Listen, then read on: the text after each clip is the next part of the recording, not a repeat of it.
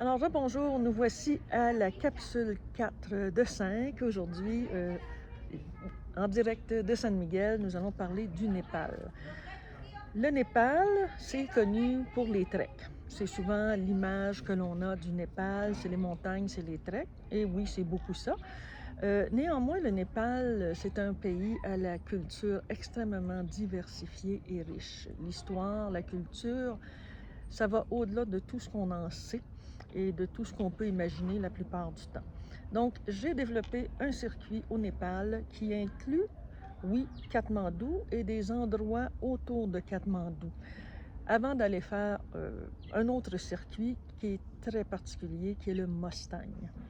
Et le Mustang, pour moi, c'est un endroit de prédilection. C'est le dernier royaume qui était interdit et qui a été ouvert il y a 2 décennies environ, 2-3 décennies, avec un contrôle serré du nombre de voyageurs qui sont admis à chaque année. Les permis pour le Mustang sont très chers, donc ils sont dissuasifs.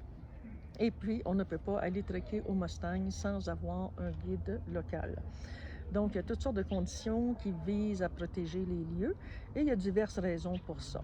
Donc, mon circuit, c'est un circuit qui inclut une arrivée à Katmandou, passer un peu de temps à Katmandou avant de partir vers Pokhara pour ensuite se diriger vers le Mustang.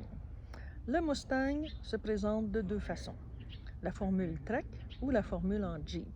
La formule en Jeep inclut quelques hikes d'un jour, mais il n'y a pas les 17-18 km de trek à faire par jour. Il faut voir qu'au Mustang, les trails sont un petit peu ou complètement disparus parce qu'ils ont commencé à construire une route, ce qui fait que les sentiers de marche qui étaient autrefois balisés et peut-être un peu plus faciles d'accès ne le sont plus. Donc, le trek au Mustang est quand même, je dirais, relativement costaud, mais ça peut se faire en Jeep aussi. On va dans les mêmes endroits et puis on voit exactement les mêmes choses, mais autrement. Et puis, retour sur Katmandou avec d'autres visites dans la région. C'est absolument incroyable la diversité, la richesse, la beauté de tout ce qu'il y a autour de Katmandou. Donc, c'est un circuit de 28 jours. Bien, maintenant, si quelqu'un disait, moi, je veux aller au Mustang, mais j'ai pas 28 jours, ben, on peut le faire en moins de 21 jours, avec quelque temps à Katmandou, parce que je pense que ce serait vraiment dommage d'arriver jusque là-bas et de manquer Katmandou. Il y a aussi tous les autres treks classiques qui sont disponibles. Vous ne les verrez pas sur mon site.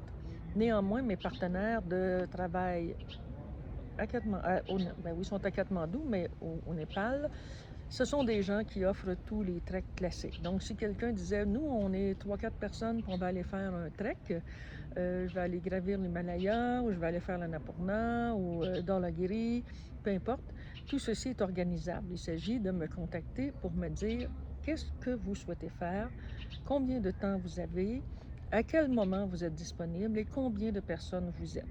Et la suite va se faire. L'individuel est toujours envisageable, mais le Népal, parfois, va exiger un minimum de 4 personnes. La même chose qu'en Inde, ça prend un minimum de 4 personnes pour y arriver. Autrement, les frais vont devoir être ajustés de manière conséquente. Et puis, pour le Mustang, ça prend un minimum de 2 voyageurs selon les règlements nationaux. On ne peut pas aller juste une personne en individuel avec un guide local. Ça en prend 2. Donc, voilà. En gros, c'est ça. Vous verrez certaines choses sur le site. Vous ne verrez pas tout. Les mises à jour étant dispendieuses, je n'investis pas plus qu'il faut dans tout ça. Mais le travail se fait. Il est là. Il est toujours dans l'ombre, si on veut. Mais j'en publie régulièrement sur Facebook. Alors, vous pouvez visiter le site www.insightful-travel.com.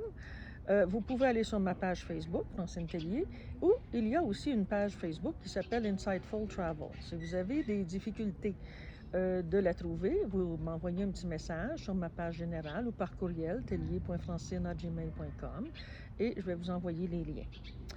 Alors, merci d'avoir été là pour cette capsule numéro 4.